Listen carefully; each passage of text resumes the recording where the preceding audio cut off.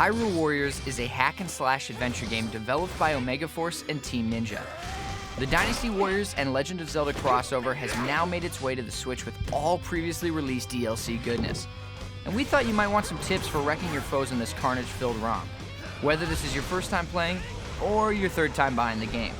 So without further ado, let's smash some moblins. Tip number 1, learn the minimap. Hyrule Warriors consists of large levels with battles around every corner, so it can sometimes get disorienting when trying to figure out where you are most needed.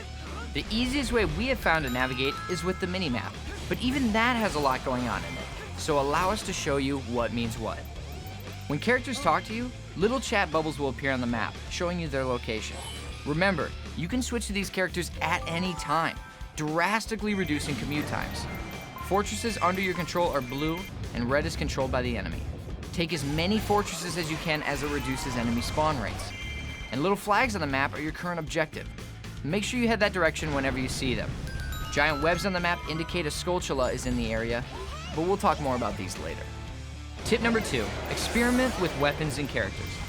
Taking a tip from our Splatoon 2 video, Hyrule Warriors is chock full of items of mass destruction, all with their own strengths and weaknesses. A very healthy roster of Zelda characters, from the known to not so known, also demand experimentation. Give everyone a shot. It's so fun to see different characters' special attacks, as well as how many Zelda references and tropes they were able to fit into this title. And who knows, maybe you'll come across a character that's more awesome than you think. Tip number 3, crafting. Crafting is one of the most important components in Hyrule Warriors. During your adventure, you will obtain materials from defeated enemies.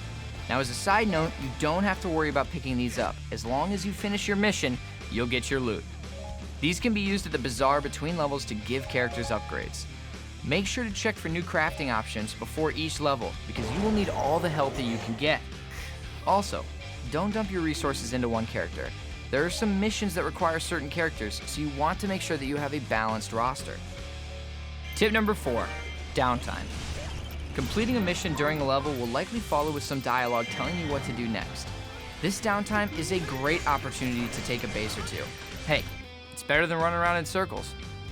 Tip number 5, gold Skulltulas.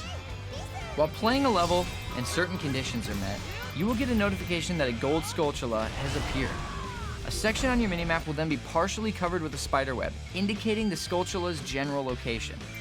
You only have a limited time to find these guys, and they only show themselves once per map, so make sure you take the opportunity to find them when you can.